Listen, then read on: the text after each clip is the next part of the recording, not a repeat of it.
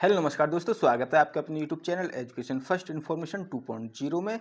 तो साथियों, ये वीडियो आपके लिए महत्वपूर्ण होने वाली है क्योंकि इस वीडियो में आपको कराने वाले हैं MA private second year classes 2025 के लिए, जिसमें आज हम कराएंगे पेपर कोड G471 की थ्योरी, जो परीक्षा की दृष्टि से अति महत्वपूर्ण है। यानी कि इस वीडियो में आपका पूरा मॉडल पेपर समाहित है।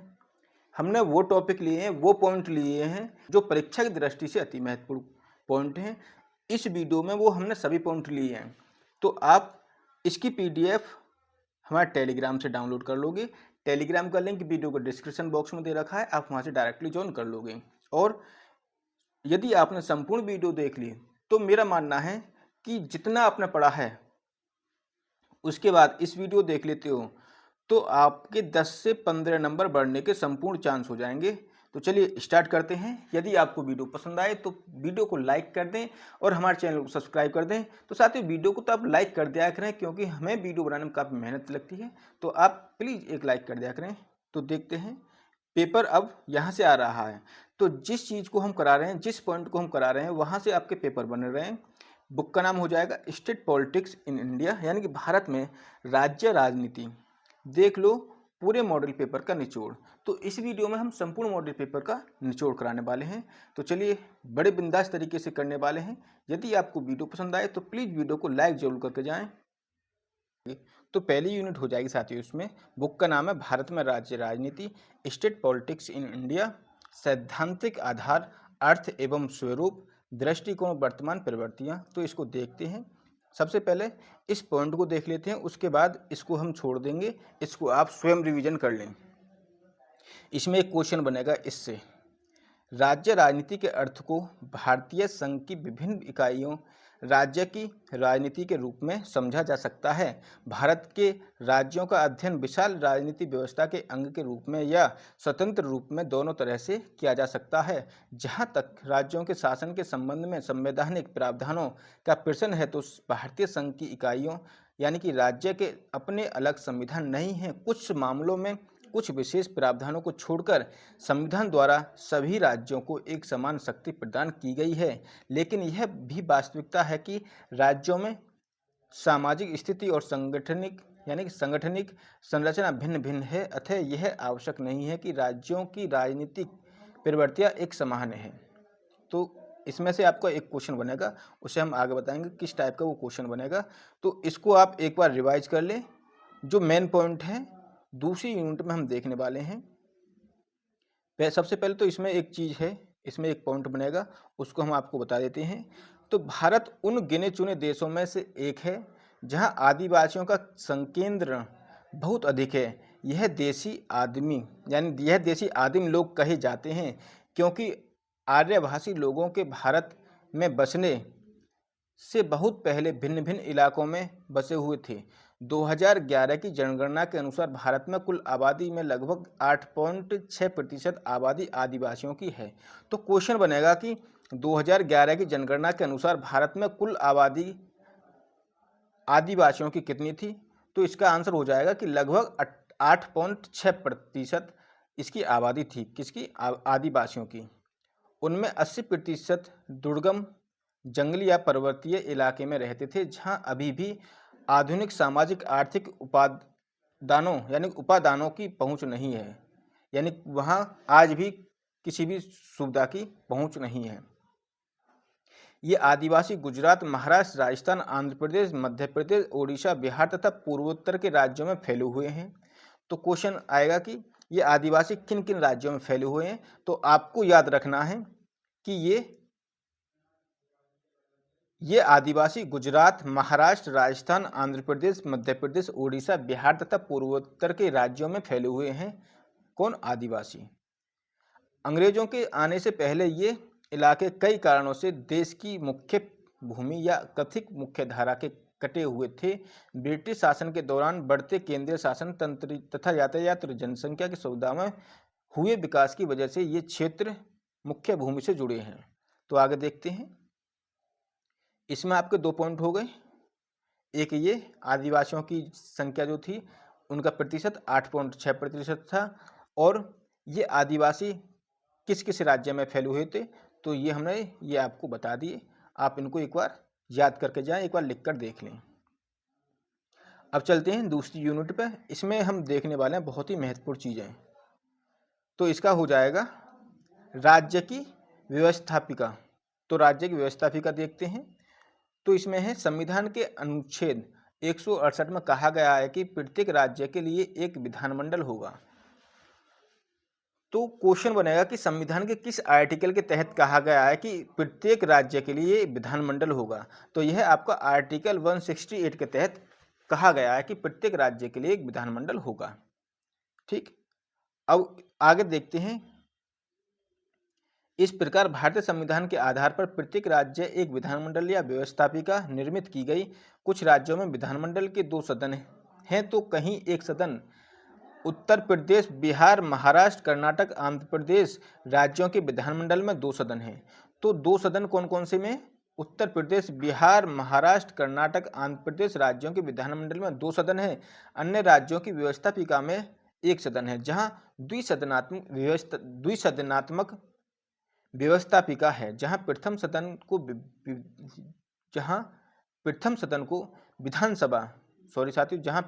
को विधानसभा और दूसरे सदन को विधान परिषद कहा जाता है।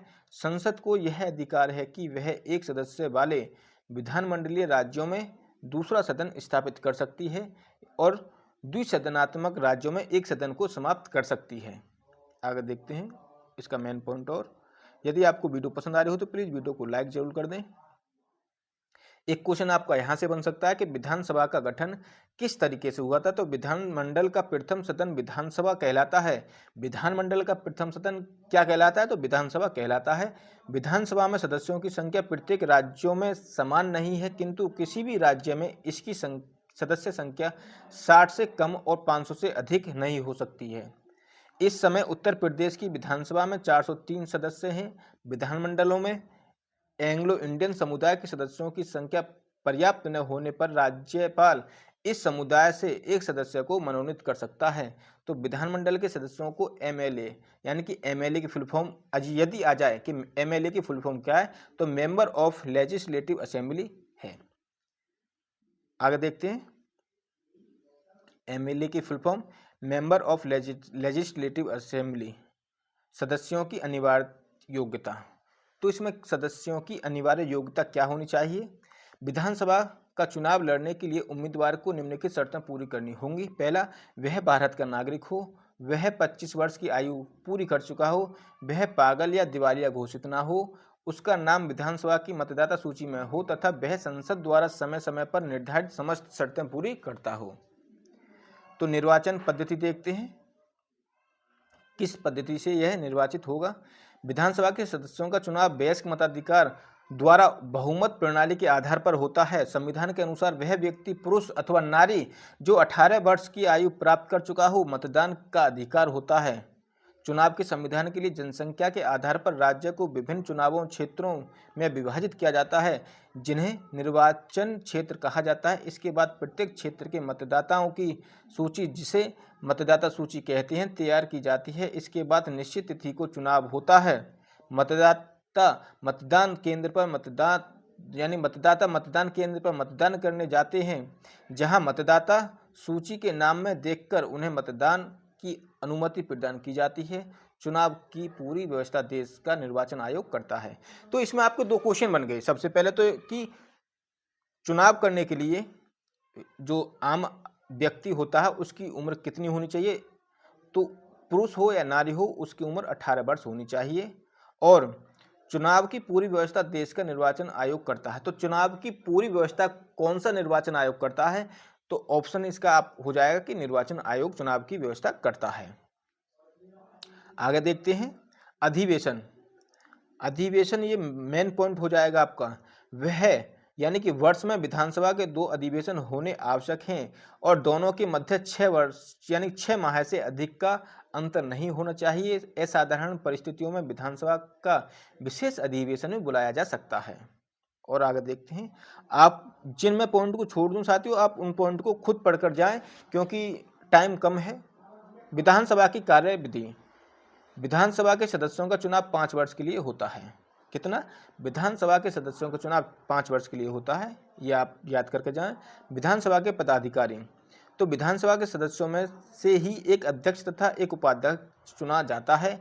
अध्यक्ष को स्पीकर तथा उपाध्यक्ष को डिप्टी स्पीकर कहा जाता है। अध्यक्ष के प्राय वही सर्व कार्य हैं जो लोकसभा अध्यक्ष के होते हैं, अर्थात सभी की कार्यवाहियों का संचालन करना, अनुशासन बनाए रखना आदि। तो गणपूर्ति क्या है? विधानसभा की बैठक के लिए कुल सदस्यों की संख्या का 10वां भाग 1/10 उपस्थित होना आवश्यक है, परंतु यह संख्या 10 से कम नहीं होनी चाहिए। तो विधानसभा का गठन देखते हैं कि किस प्रकार से विधानसभा का गठन होता है। तो जिन राज्यों की व्यवस्थापिका में 2 सदन होते हैं उनके उच्च या द्वितीय सदन को विधान परिषद कहते हैं। विधान परिषद में सदस्यों की संख्या उस राज्य की विधानसभा के सदस्यों की संख्या की 1/3 से अधिक नहीं होगी, किंतु यह संख्या 40 से कम भी नहीं होनी चाहिए। विधान परिषद के सदस्यों का चुनाव अप्रत्यक्ष रूप से एकल संक्रमणीय मत प्रणाली द्वारा होता है। इसका निर्वाचन निम्नलिखित रूप से होता है। तो जिस प्रकार से होता है आप इसको पढ़कर जाएं। एक पॉइंट है कि सदस्यों का 1/2 भाग राज्य के स्नातकों द्वारा निर्वाचित होता है। इसमें वे स्नातक होते हैं जिन्हें स्नातक परीक्षा उत्तीर्ण किए हुए 3 वर्ष हो गए हों। और 1/2 सदस्य भाग के अध्यापक द्वारा निर्वाचित होता है। इसमें वे अध्यापक होते हैं जो माध्यमिक विद्यालयों तथा उच्च शिक्षण संस्थाओं में 3 वर्ष से शिक्षण कार्य कर रहे हो। विधान परिषद के सदस्यों को एमएलसी कहते हैं, मेंबर ऑफ लेजिस्लेटिव काउंसिल कहा जाता है। किसको? एमएलसी को मेंबर ऑफ लेजिस्लेटिव काउंसिल। तो एमएलसी की फुल फॉर्म भी आ सकती है, इसको आप याद कर जाएं और इन पॉइंटों को आप एक बार रिवाइज कर लें। सदस्यों की योग्यता, तो विधान परिषद के सदस्यों की योग्यता वही है जो विधानसभा के सदस्यों के लिए है, किंतु विधान परिषद की सदस्यता की न्यूनतम 30 वर्ष आयु हो है। कितनी? उसमें 25 वर्ष थी, इसमें 30 वर्ष है। ठीक है, तो देखते हैं विधान परिषद का कार्यकाल। विधान परिषद एक स्थायी सदन है। इसके 1/3 सदस्य प्रत्येक 2 वर्ष पश्चात अपना स्थान रिक्त कर देते हैं और उनके स्थान पर नए सदस्य निर्वाचित किए जाते हैं। इस प्रकार प्रत्येक सदस्य का कार्यकाल 6 वर्ष का होता है। गणपूर्ति, विधान परिषद की बैठकों के लिए कुल सदस्यों की संख्या का 10वां भाग उपस्थित होना आवश्यक है। पदाधिकारी, विधान परिषद अपना सभापति तथा उपसभापति स्वयं चुनती है। आगे देखते हैं, इसको आप एक बार याद करके जाएं साथियों, या आप स्क्रीनशॉट ले लें। इसकी पीडीएफ आपको हमारे टेलीग्राम पर मिल जाएगी। विधायक की शक्तियां, क्या क्या शक्तियां? निर्वाचन संबंधी अधिकार, संविधान में संशोधन का अधिकार और राज्य की कार्यपालिका। तो राज्य की कार्यपालिका को एक बार देखते हैं। राज्य की कार्यपालिका राज्यपाल, मंत्रिपरिषद और मुख्यमंत्री से मिलकर बनती है। तो क्वेश्चन बनेगा कि राज्य की कार्यपालिका किन किन से मिलकर बनती है। तो इसका आपको याद रखना है कि राज्य की कार्यपालिका राज्यपाल, मंत्रिपरिषद और मुख्यमंत्री से मिलकर बनती है। ये आपका एक क्वेश्चन हो गया। भारत के सभी राज्यों में लगभग वैसी ही शासन व्यवस्था है जैसी केंद्र में है, अर्थात संसदीय शासन व्यवस्था है जिसमें एक कार्यपालिका का प्रधान होता है जिसे राज्यपाल कहते हैं। उसकी सलाह के लिए मुख्यमंत्री तथा उसकी मंत्रिपरिषद होती है जो विधानमंडल व्यवस्थापिका के प्रति उत्तरदायी होती है। और आगे देखते हैं राज्यपाल। तो राज्यपाल, यदि हम इसे पूरा पढ़ें तो काफ़ी टाइम लग जाएगा, तो इसको आप एक बार अपने आप ही रिवीजन करके जाएं। इसको देखते हैं कि भारतीय संविधान के अनुच्छेद 153 के अनुसार प्रत्येक राज्य में एक राज्यपाल होगा। क्वेश्चन है कि किस आर्टिकल के तहत कहा गया है कि प्रत्येक राज्य में एक राज्यपाल होगा। तो इसका आंसर हो जाएगा कि आर्टिकल 153 के तहत कहा गया है कि प्रत्येक राज्य में एक राज्यपाल होगा। राष्ट्रपति की भांति राज्यपाल भी राज्य का यानी कि वैधानिक अध्यक्ष होता है। राज्य के समस्त कार्य उसी के नाम से होते हैं।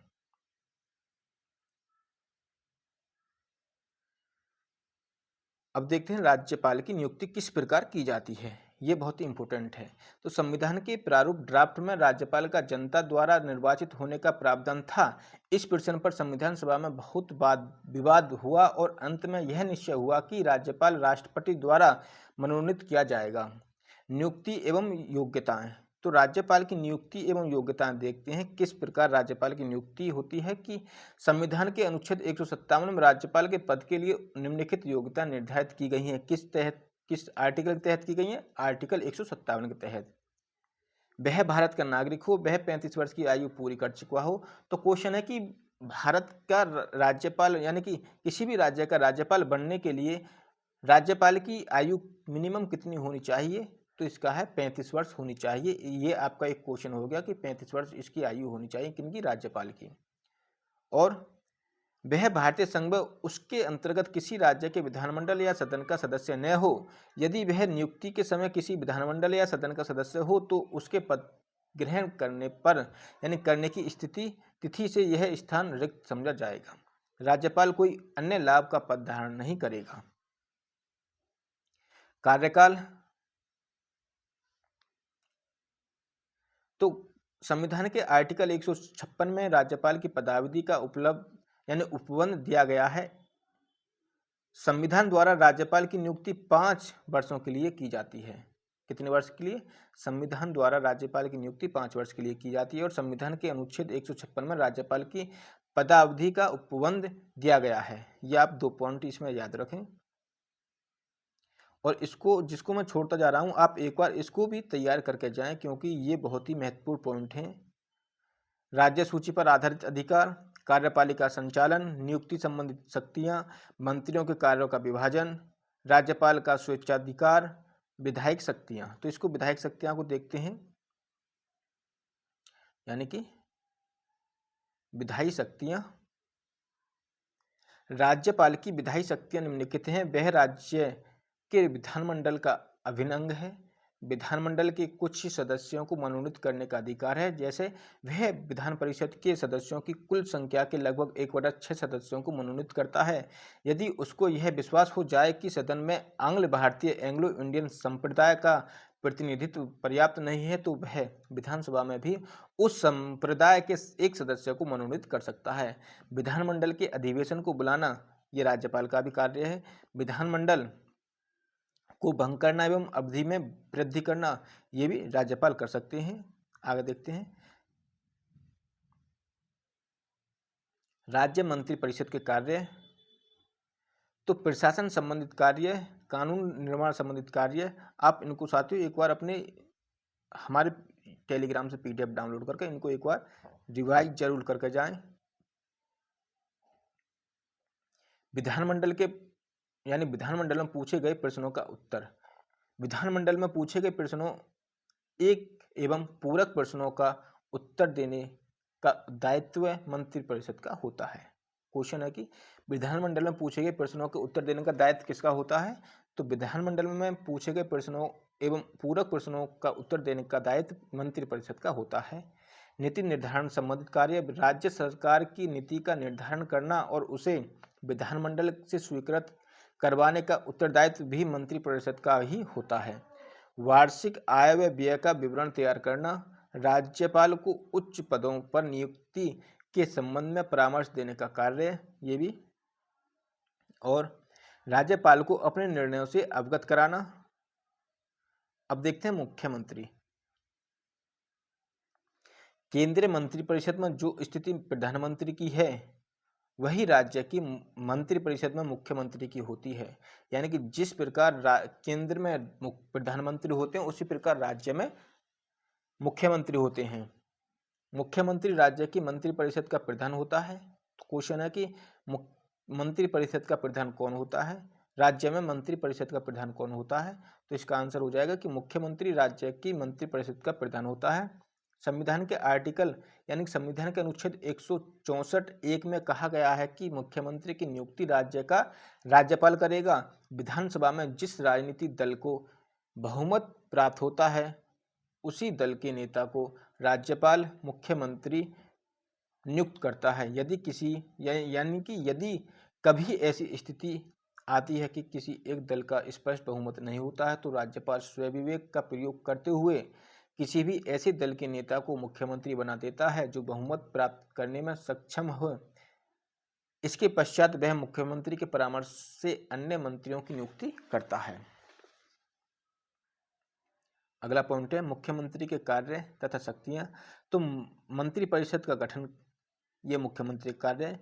मंत्रियों के विभागों का विवरण, यानी मंत्रियों के विभागों का वितरण, नियुक्ति संबंधित अधिकार, राज्य का परामर्शदाता, मंत्रिपरिषद का सभापति, नीति निर्धारण का अधिकार, शासन व्यवस्था का संचालन, सरकार का प्रमुख प्रवक्ता कौन होता है? मुख्यमंत्री। यानी मुख्यमंत्री राज्य सरकार का प्रमुख प्रवक्ता होता है। राज्य सरकार की ओर से अधिकृत घोषणा मुख्यमंत्री द्वारा की जाती है। अब देखते हैं उच्च न्यायालय को। हमारे देश में 25 उच्च न्यायालय हैं। प्रत्येक राज्य के लिए एक उच्च न्यायालय की व्यवस्था है। कुछ उच्च न्यायालयों के क्षेत्राधिकार में एक से अधिक राज्य हैं, जैसे बम्बई उच्च न्यायालय, महाराष्ट्र, गोवा, दादरा नगर हवेली और दमनदीप। पंजाब और हरियाणा में उच्च न्यायालय, हरियाणा, पंजाब एवं चंडीगढ़। गुवाहाटी उच्च न्यायालय, असम, अरुणाचल प्रदेश, नागालैंड, मिजोरम। कोलकाता उच्च न्यायालय, अंडमान और निकोबार द्वीप समूह, पश्चिम बंगाल। केरल उच्च न्यायालय, केरल, लक्षद्वीप। मद्रास उच्च न्यायालय, तमिलनाडु, पुडुचेरी। केंद्र शासित राज्यों के लिए पृथक उच्च न्यायालय का प्रावधान नहीं है, अपितु उनको समीपवर्ती राज्यों के उच्च न्यायालय से संबंध किया गया है। दिल्ली इसका अपवाद है, वह केंद्र शासित राज्य है तथापि उसका पृथक उच्च न्यायालय है। आगे देखते हैं न्यायाधीशों की नियुक्ति। तो न्यायाधीशों की नियुक्ति किस प्रकार की जाती है उसको भी देख लेते हैं। उच्च न्यायालय में एक मुख्य न्यायाधीश तथा कुछ अन्य न्यायाधीश होते हैं। मुख्य न्यायाधीश की नियुक्ति भारत के राष्ट्रपति द्वारा राज्य के राज्यपाल के परामर्श से की जाती है। अन्य न्यायाधीशों की नियुक्ति मुख्य न्यायाधीश के परामर्श से की जाती है। तो इस पॉइंट को आप याद करके भी जाएं। अगला पॉइंट हो जाएगा हमारे साथियों, उत्तर प्रदेश में प्रासंगिक राजनीति, ऐतिहासिक, सामाजिक, आर्थिक, क्षेत्रीय। तो इसका पहला पॉइंट है राजनीतिक इतिहास। तो इसको देखते हैं राजनीतिक इतिहास को। यदि आपको वीडियो पसंद आ रही हो तो प्लीज़ वीडियो को लाइक करके अपने फ्रेंडों को शेयर जरूर कर दें ताकि ऐसी और वीडियो आपको मिलती रहे। तो उत्तर प्रदेश राज्य का इतिहास बहुत प्राचीन है। राज्य में पाषाण युगीन संस्कृति से लेकर नवपाषाण काल, हड़प्पा संस्कृति आदि तक के अवशेष प्राप्त हुए हैं। राज्य वैधानिक काल के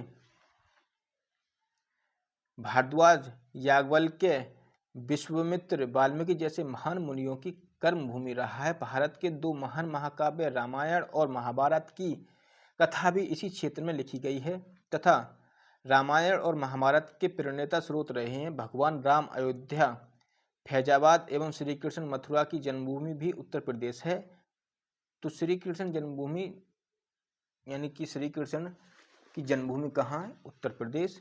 प्राचीन काल में हस्तिनापुर जो पांडवों की राजधानी थी, राज्य में मेरठ नगर के मात्र 33 किलोमीटर दूर स्थित है। उत्तर प्रदेश ईसा पूर्व 6वीं शताब्दी में जैन व बौद्ध धर्मों के संपर्क में आया। महात्मा बुद्ध ने अपना प्रथम उपदेश विश्व की प्राचीनतम नगरी काशी के निकट सारनाथ में दिया तथा कुशीनगर में इन्होंने निर्वाण प्राप्त किया। उत्तर प्रदेश में प्राय वाराणसी और मथुरा नगर विद्या अध्ययन के प्रसिद्ध केंद्र रहे हैं, किंतु यानी कि हिंदू धर्म के महान सुधारक आदि शंकराचार्य ने भी अपनी एक पीठ इस प्रदेश के बद्रीनाथ में स्थापित की थी।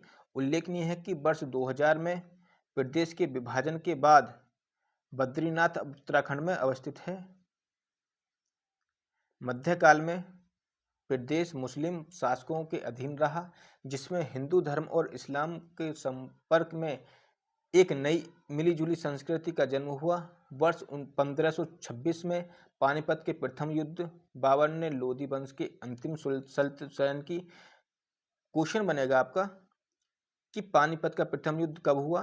तो यह है 1526 में पानीपत के प्रथम युद्ध में बाबर ने लोधी वंश के अंतिम सुल्तान इब्राहिम शाह लोधी को हराकर आगरा पर अधिकार कर लिया।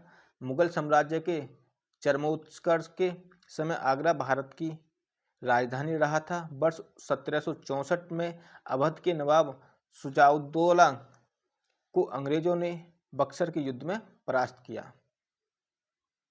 इसमें से साथियों पॉइंट बनेंगे, आप इसको एक बार लिख के जाएं। जो पॉइंट मैं बता रहा हूं आप इसको, अब टाइम नहीं है, आप एक बार ओरली रिवीजन करके जाएं। उत्तर प्रदेश से ही प्रथम स्वतंत्रता संग्राम आंदोलन की शुरुआत 10 मई 1857 को हुई थी। 1857 के विद्रोह का श्री गणेश मेरठ की छावनी से हुआ, अतः कानपुर, लखनऊ, झांसी, मथुरा, फैजाबाद, काल्पी, इलाहाबाद इस संग्राम के केंद्र रहे। इस संग्राम में उत्तर प्रदेश की महत्वपूर्ण भूमिका रही। झांसी से रानी लक्ष्मीबाई, काल्पी से तात्या टोपे, मेरठ से कदम सिंह, इलाहाबाद से लियाकत अली, लखनऊ से बेगम हजरत महल, मथुरा से देवी सिंह आदि ने विद्रोह संग्राम का नेतृत्व किया। सन 1857 के विद्रोह के बाद उत्तर भारत में अपना आधिपत्य स्थापित करने के बाद अंग्रेजों ने आगरा एवं अवध प्रांत को मिलाकर एक संयुक्त प्रांत 1901 बनाया, जिसे बाद में संक्षिप्त करके संयुक्त प्रांत या यूनाइटेड प्रोविंस नाम दिया। आज़ादी के बाद 1950 में इसका नाम संयुक्त प्रांत से बदलकर उत्तर प्रदेश रख दिया गया। तो उत्तर प्रदेश की स्थापना कब हुई? तो 1950 आप करके आ सकते हैं। यह किससे बदल के हुआ? तो संयुक्त प्रांत या यूनाइटेड प्रोविंस नाम दिया गया। इसके बाद फिर आज़ादी के बाद 1950 में इसका नाम संयुक्त प्रांत से बदलकर उत्तर प्रदेश कर दिया गया। आगे देखते हैं। प्रदेश में हुए भारतीय राष्ट्रीय कांग्रेस के अधिवेशन आज़ादी तक के। तो इसमें से एक क्वेश्चन आपसे 100% पूछेगा, आप एग्जाम में देख लीजिए। 1888 में इलाहाबाद, जॉर्ज यूल। 1892 में इलाहाबाद, WC बनर्जी। 1899 में लखनऊ। स्थानीय अध्यक्ष ये रहे थे रोमेश चंद्र दत्त। 1905 में बनारस, गोपाल कृष्ण गोखले। 1910 में इलाहाबाद, सर विलियम्स वेडरबर्न। 1916 में लखनऊ, अंबिका मजूमदार। 1925 में कानपुर, सरोजिनी नायडू इसके अध्यक्ष रही थी। 1935 लखनऊ में जवाहरलाल नेहरू अध्यक्ष रहे थे। 1946 मेरठ में JB कृपलानी इसके अध्यक्ष थे। तो देखते हैं आगे। आप इसको थोड़ा सा एक बार रिवाइज करके चल जाएं। इसको देखते हैं राजनीति में क्या है, इसमें से भी क्वेश्चन बनेगा। उत्तर प्रदेश में द्विसदनात्मक विधानसभा है। एक का नाम विधान परिषद यानी लेजिस्लेटिव काउंसिल और दूसरे का नाम विधानसभा लेजिस्लेटिव असेंबली।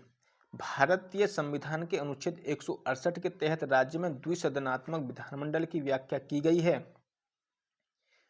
उत्तर प्रदेश में विधानसभा की कुल 403 सीटें हैं। राज्य की विधानसभा में राज्य एक आंग्ल भारतीय समुदाय के सदस्य भी मनोनीत कर सकता है। विधानसभा अध्यक्ष को स्पीकर कहा जाता है। राज्य की विधान परिषद के सदस्यों की कुल संख्या 100 है।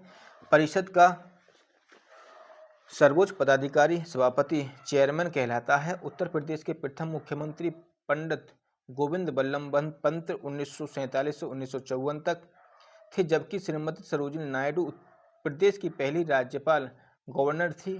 प्रदेश में प्रथम बार राष्ट्रपति शासन वर्ष 1968 में 25 फरवरी 1968 से 26 फरवरी 1969 तक लगा था। उत्तर प्रदेश में लोकसभा की सीटें 80 और राज्यसभा की सीटें 31 हैं। तो ये पॉइंट आपके बहुत ही इम्पोर्टेंट है, इसको आप एक बार जरूर देख कर जाएं। आगे देखते हैं, चलिए।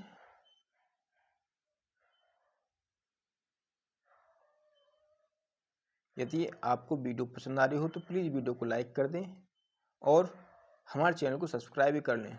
अगला है हमारा चौथा चैप्टर हो जाएगा साथियों, राजनीतिक दल एवं निर्वाचन की राजनीतिक राष्ट्रीय एवं क्षेत्रीय दल दबाव समूह निर्वाचन प्रक्रिया एवं परिणाम। इसको देखते हैं। इसमें वही चीज़ बताएंगे जो मेन पॉइंट है और इसकी PDF को आप एक बार पढ़कर जरूर जाएं। ये हमारा आपसे आग्रह है, विनम्र आग्रह है, जिससे कि आपके अच्छे नंबर आ सकें। राष्ट्रीय दल देखते हैं। राष्ट्रीय दल क्या है? विश्व में संघीय व्यवस्था वाले लोकतंत्रों में 2 प्रकार के दल पाए जाते हैं। पहला संघीय इकाइयों में केवल एक इकाई के रूप में अस्तित्व रखने वाले दल, दूसरा अनेक या संघ की सभी इकाइयों में अस्तित्व रखने वाले दल। जो पार्टियां दल पूरे देश में फैली होती हैं उन्हें राष्ट्रीय पार्टी कहा जाता है। राज्य स्तर पर इनकी इकाइयाँ होती हैं, पर वे राष्ट्रीय स्तर पर तय होने वाली नीतियों, कार्यक्रमों और रणनीतियों को ही मानती हैं। देश की राष्ट्रीय पार्टी दल को मान्यता प्राप्त करने के लिए चुनाव आयोग में पंजीकरण कराना आवश्यक है। चलिए आगे देखते हैं।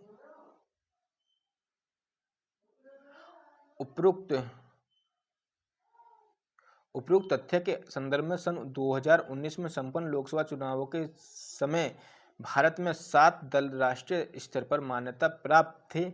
इनके संबंध में महत्वपूर्ण विवरण इस प्रकार हैं। तो देखते हैं। भारतीय जनता पार्टी पुराने भारतीय जनसंघ को, जिसे श्यामा प्रसाद मुखर्जी ने सन 1951 में गठित किया था, पुनर्जीवित करके सन 1980 में यह पार्टी बनाई गई।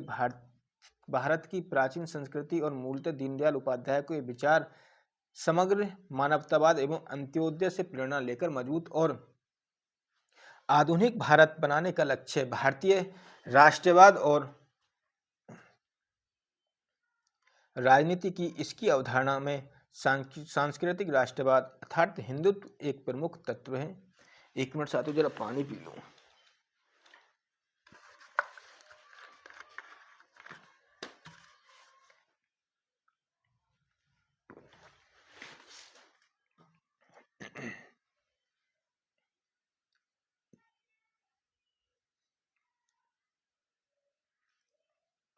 यह देश में रहने वाले सभी धर्म के लोगों के लिए समान नागरिक संहिता बनाने और धर्मांतरण पर रोक लगाने के पक्ष में है।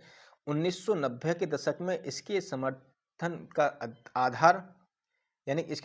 आधार बहुत व्यापक हुआ। पहले देश के उत्तरी और पश्चिमी तथा शहरी क्षेत्रों तक ही सिमटी रहने वाली इस पार्टी ने इस दशक में दक्षिण पूर्वोत्तर तथा देश के ग्रामीण क्षेत्रों में अपना आधार बढ़ाया। राष्ट्रीय जनतांत्रिक गठबंधन के नेतृत्व की भूमिका से यह पार्टी 1998 में सत्ता में आई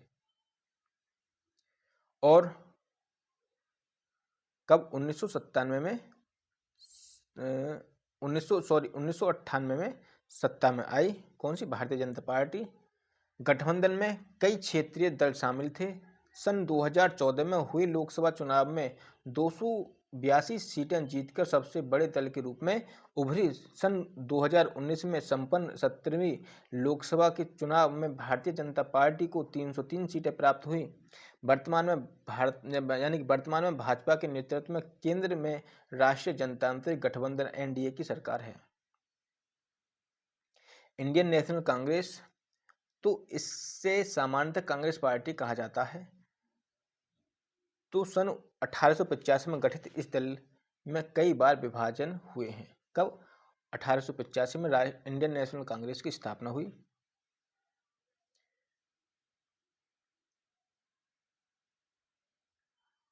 और आगे देखते हैं। सन 1971 तक लगातार और फिर 1980 से 1989 तक इसने देश पर शासन किया। सन 1989 के बाद से इस दल के जन समर्थन में कमी आई, पर अभी यह पूरे देश और समाज के सभी वर्गों में अपना आधार बनाए हुए है। आगे देखते हैं साथियों, आप इसको पढ़कर जरूर जाएं।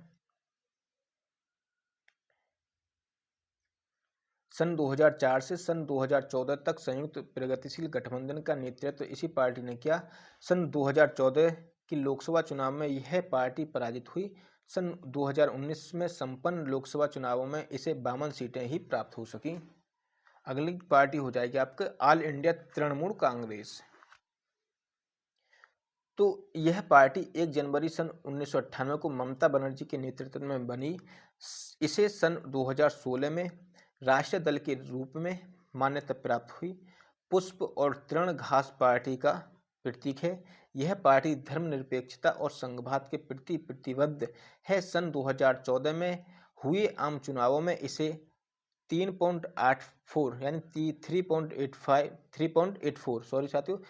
3.84 वोट मिले और 34 सीटें पर जीत प्राप्त हुई, जिससे लोकसभा में यह चौथी सबसे बड़ी पार्टी बन गई। सन 2019 में यह संपन्न लोकसभा चुनावों में इसे 22 सीटें ही प्राप्त हो सकी। किसको? ऑल इंडिया नेशनल कांग्रेस को, ऑल इंडिया तृणमूल कांग्रेस। अगली पार्टी आपकी communist party of India Marxist यानी कि CPIM। सन 1964 में यह गठन मार्क्सवादी लेनिनवाद में आज था। कब हुई? इसको देख लें आप। Communist party of India, Bahujan Samaj party, इसको एक बार देख लेते हैं। काशीराम के नेतृत्व में सन 1984 में इस पार्टी का गठन हुआ। कब? 1984 में बहुजन समाज पार्टी का गठन हुआ। किसके नेतृत्व में? काशीराम के नेतृत्व में। बहुजन समाज पार्टी, जिसमें अनुसूचित जाति, आदिवासी, पिछड़ी जातियों और धार्मिक अल्पसंख्यक सम्मिलित हैं, के लिए राजनीतिक सत्ता पाने का प्रयास और उनका प्रतिनिधित्व करने का दावा पार्टी साहू जी महाराज, महात्मा गांधी यानी महात्मा फूले, पेरियार, रामास्वामी नायकर और बाबा साहेब भीमराव अंबेडकर के विचारों और शिक्षाओं से प्रेरणा ग्रहण करती है। अनुसूचित जातियों और कमजोर वर्ग के लोगों के कल्याण और उसके हितों की रक्षा के मुद्दों पर सबसे ज़्यादा सक्रिय इस पार्टी का मुख्य जनाधार उत्तर प्रदेश में है। मध्य प्रदेश, छत्तीसगढ़, उत्तराखंड, दिल्ली, पंजाब यह पार्टी पर्याप्त प्रभाव रखती है। अलग अलग पार्टियों से अलग अलग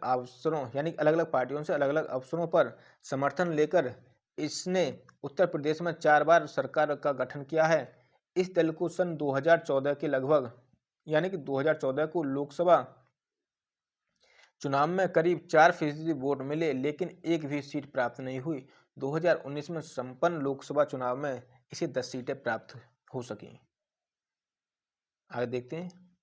national Congress party, nationalist Congress party. Congress party में विभाजन के बाद सन 1999 में यह पार्टी बनी। इसको देख लें आप। अगला पॉइंट हो जाएगा क्षेत्रीय दल, जांच तथा आपत्ति, निर्वाचन अभियान, मतदान, मतगणना, निर्वाचन व्यय का ब्यौरा। निर्वाचन व्यय का ब्यौरा एक बार देख लेते हैं। इसमें पॉइंट है, निर्वाचन के पश्चात प्रत्येक उम्मीदवार को 45 दिनों के अंदर अपने निर्वाचन व्यय का हिसाब किताब निर्वाचन आयोग को भेजना होता है। यह व्यवस्था इसलिए की गई कि कहीं धनी उम्मीदवार अंधाधुंध धन खर्च करके निर्धन व्यक्ति हेतु निर्वाचन लड़ना कठिन बना दे। निर्वाचन आयोग ने 30 जनवरी 1999 को राजनीतिक दलों को यह निर्देश दिया कि वे अपने अपने उम्मीदवारों अथवा अधिकृत व्यक्तियों पर किए गए व्यय का पूर्ण विवरण जांच पड़ताल हेतु आयोग के समक्ष प्रस्तुत करें। अगला पॉइंट देखते हैं। और साथियों, इसका अगला पॉइंट इसका देखते हैं, संगठन। और जो मैं छोड़ रहा हूं आप उसको भी एक बार देख लें, PDF हमारे टेलीग्राम से डाउनलोड कर। संविधान निर्माताओं ने संविधान के अनुच्छेद 324 के सेकंड के अंतर्गत यह प्रावधान रखा है कि समय की मांग के अनुरूप निर्वाचन आयोग एक सदस्यीय अथवा बहुसदस्यीय संस्था हो सकती है। प्रारंभ में निर्वाचन आयोग को एक सदस्यीय बनाया गया है। यह व्यवस्था 16 अक्टूबर 1989 तक बनी रही। इसके पश्चात 31 दिसंबर 1989 तक निर्वाचन आयोग में 2 सदस्य आयुक्त कार्यरत रहे। 1 अक्टूबर 1993 से निर्वाचन आयोग का और अधिक विस्तार किया गया, उसे 3 सदस्य बना दिया गया। वर्तमान समय में भारत का निर्वाचन आयोग 3 सदस्यीय है। इसमें एक मुख्य निर्वाचन आयुक्त का पद है और 2 अन्य आयुक्त हैं। ये तीनों राष्ट्रपति द्वारा नियुक्त किए जाते हैं। भारत में केंद्र तथा राज्यों के लिए एक ही निर्वाचन आयोग है। निर्वाचन आयोग का कार्यकाल, तो निर्वाचन आयोग का कार्यकाल संविधान के अनुसार आयोग के सदस्यों का कार्यकाल 6 वर्ष या 65 वर्ष की आयु जो भी प्रथम अद्यतन हो। ठीक है। पद की स्थिति, पदच्युति और आगे देखते हैं, आप इनको एक बार देखते रहें। निर्वाचन आयोग के कार्य। संविधान के अनुच्छेद 324 में निर्वाचन आयोग के कार्यों का स्पष्ट उल्लेख किया गया है कि निर्वाचन आयोग के प्रमुख कार्य निम्नलिखित हैं। तो क्वेश्चन बनेगा कि निर्वाचन आयोग के कार्य किस आर्टिकल के तहत दिए गए हैं। तो संविधान के आर्टिकल 324 के तहत निर्वाचन आयोग के कार्य दिए गए हैं। आप अब चलिए 5वें पॉइंट पर चलते हैं। इसमें देखते हैं उत्तर प्रदेश में स्थानीय प्रशासन। उत्तर प्रदेश में स्थानीय प्रशासन, पंचायत, नगरपालिका, स्थानीय संस्थाओं के कार्य में आने वाली समस्याएं। सबसे पहले देखते हैं पंचायत। स्वतंत्रता के पश्चात उत्तर प्रदेश में पंचायतों के लिए उत्तर प्रदेश पंचायती राज अधिनियम 1947 पास किया गया तथा 15 अगस्त 1947 से पंचायतों की स्थापना शुरू हो गई। 1955 में पंचायतों के दूसरे चुनाव के बाद पंचायत अदालतों का नाम न्याय पंचायत कर दिया गया। 1961 से 62 में बलवंत राय मेहता समिति की सिफारिशों के आधार पर केंद्र सरकार के निर्देशानुसार राज्य सरकार द्वारा उत्तर प्रदेश क्षेत्र में समिति एवं जिला परिषद अधिनियम 1961 पारित कर एक त्रिस्तरीय कब अधिनियम 1961 पारित कर दिया त्रिस्तरीय ग्राम पंचायत, क्षेत्र पंचायत, जिला पंचायत यानी जिला परिषद प्रणाली लागू की गई। वर्ष 1992 में केंद्र सरकार द्वारा पंचायतों में एक रूपता लाने, समय पर चुनाव सुनिश्चित करने, आर्थिक स्थिति सुदृढ़ करने तथा पंचायतों को संवैधानिक दर्जा देने के उद्देश्य से संविधान में 73वां संविधान संशोधन करके अध्याय 9 जोड़ा गया और अनुच्छेद 243 का ए से 243 ओ तक इसमें सम्मिलित विभिन्न व्यवस्थाएं दी गई हैं। देखते हैं 73वें संविधान संशोधन के अनुक्रम में उत्तर प्रदेश पंचायत विधि संशोधन विधेयक 1994 पारित किया गया, जो 22 अप्रैल 1994 से प्रदेश में लागू हुआ। इस अधिनियम में राज्य में तीनों स्तर की पंचायत में एकरूपता लाने का प्रयास किया गया और साथ ही साथ पंचायतों के संगठन संरचना, अनुसूचित जाति, अनुसूचित जनजाति, पिछड़ा वर्ग एवं महिला आरक्षण, निश्चित कार्यकाल, निर्वाचन एवं वित्त आयोग की स्थापना, पंचायत की कृत शक्तियों और उत्तरदायित्व आदि के संबंध में व्यापक व्यवस्था की गई। तो आगे देखते हैं जिला पंचायत, क्षेत्र पंचायत और ग्राम पंचायत। ग्राम पंचायत में से क्वेश्चन बनते हैं काफी और उन्हें आप देख लें। ग्राम पंचायत सबसे निचले स्तर पर ग्राम पंचायत होती है। ग्राम पंचायत का अध्यक्ष ग्राम प्रधान होता है, जिसका चुनाव प्रत्यक्ष रूप से ग्राम सभा के 18 वर्ष या अधिक आयु के मतदाताओं द्वारा किया जाता है। ग्राम पंचायत के सदस्यों का चुनाव भी प्रत्यक्ष रूप से ग्राम सभा द्वारा किया जाता है। ग्राम पंचायत का सदस्य या प्रधान चुने जाने से हेतु न्यूनतम आयु 21 वर्ष है। ग्राम पंचायत के सदस्यों की संख्या का निर्धारण जनसंख्या के आधार पर होता है। 99 तक की जनसंख्या पर 9 सदस्य और 1000 से 1999 तक 11 सदस्य और 2000 से 2999 तक 13 सदस्य और 3000 से अधिक पर 15 सदस्यों का चयन किया जाता है। प्रत्येक ग्राम सभा की वर्ष में 2 आम बैठक, पहली रबी फसल कटने के बाद तथा दूसरी खरीफ फसल कटने के बाद होती है। किसी ग्राम पंचायत की प्रथम बैठक उसके गठन के 30 दिन के भीतर होना अनिवार्य है। इसके बाद सामान्यतः प्रत्येक मास एक बैठक होनी चाहिए और 2 बैठकों के बीच 2 मास से अधिक का अंतर नहीं होना चाहिए। नगर निकाय प्रणाली। तो उत्तर प्रदेश में स्वायत्त शासन की शुरुआत वर्ष 1916 में तब हुई जब नगरों के लिए राज्य विधानमंडल द्वारा आयुक्त प्रांत टाउन एरिया अधिनियम 1916 और संयुक्त प्रांत नगरपालिका अधिनियम 1916 पारित किए गए। आप इसको देख लें, ये भी पॉइंट इंपोर्टेंट है। अगला पॉइंट है नगर परिषद।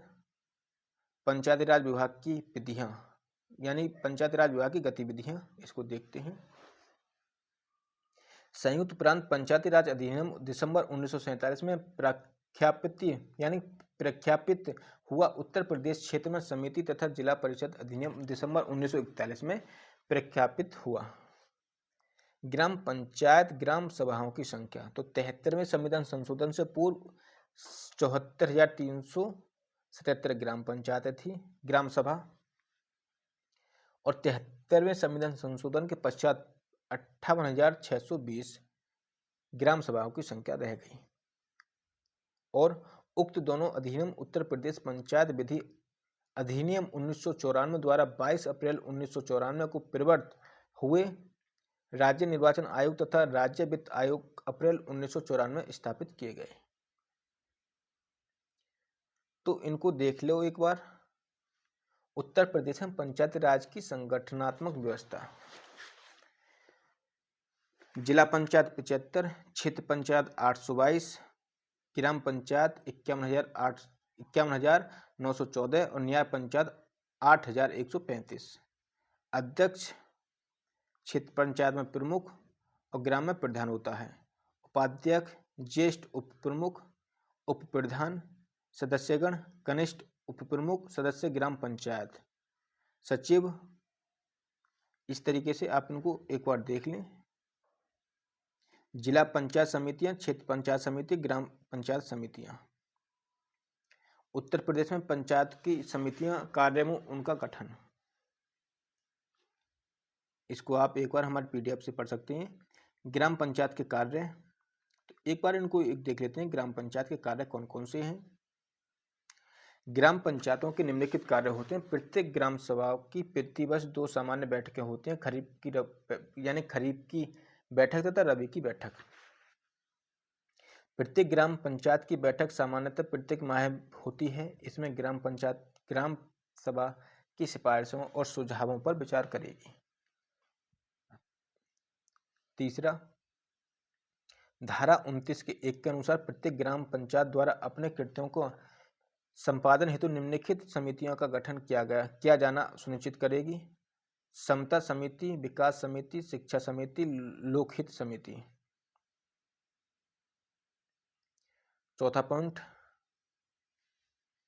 प्रत्येक ग्राम पंचायत द्वारा अधिनियम की धारा 15 के अनुसार अपने पंचायत क्षेत्र विभाग के लिए योजना तैयार कर समय अवधि के अंतर्गत संबंधित क्षेत्र पंचायत को प्रेषित करना। प्रत्येक ग्राम द्वारा वित्तीय वर्ष 1 अप्रैल से प्रारंभ माना जाता है के लिए बजट बनाना। प्रत्येक ग्राम पंचायत द्वारा धारा 37 के अनुसार अपने पंचायत क्षेत्र में कर एवं फीस आरोपित करने का कार्य करना तथा उनकी वसूली के लिए समुचित व्यवस्था करना।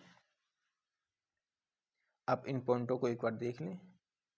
और ये हमारा समकालीन प्रवृत्तियां पहचान की राजनीति विकास सदन, ये लास्ट है। तो साथियों, यदि आपको वीडियो पसंद आई हो तो प्लीज़ वीडियो को लाइक करके अपने फ्रेंडों को शेयर कर दें, ताकि जैसे ही हम नेक्स्ट वीडियो अपलोड करें उसकी नोटिफिकेशन आपके पास पहुंच जाए। जब समाज के पिछड़े हुए व्यक्तियों को समाज की पहचान की राजनीति, जब समाज के पिछड़े हुए व्यक्तियों को समाज की मुख्यधारा में लाने के लिए उनका राजनीतिक रूप से ध्रुवीकरण किया जाता है, तो वहां पर पहचान की राजनीति जन्म लेती है। भारत में पहचान की राजनीति लगभग 2 दशक पूर्व राजनीति सामाजिक परिवर्तन के आंदोलन के रूप में मंडल कमीशन के बाद दलित व पिछड़ी जातियों की अस्मिता को आधार बनाकर की जाती रही है और इससे राजनीतिक दलों के सत्ता भी प्राप्त हुए हैं। वैसे भारत में 90% भारत में 90 के दशक में मंडल, मंदिर और मार्केट को पहचान बनाकर जो राजनीति की गई, वहां से पहचान की राजनीति का व्यवहारिक रूप देख सकते हैं, क्योंकि यहाँ पर किसी व्यक्ति की पहचान उसके जाति, धर्म, भाषा, व्यवसाय व संप्रदाय के आधार पर की जाती है। इसलिए समाज में व्यक्तियों की अस्मिता का संकट देखने को मिलता है, जिसके कारण पहचान की राजनीति को बल मिलता है। तो साथियों, यहीं तक। यदि आपको वीडियो पसंद आई हो तो प्लीज़ वीडियो को लाइक करके अपने फ्रेंडों को शेयर कर दें। तो चलिए साथियों, जय हिंद।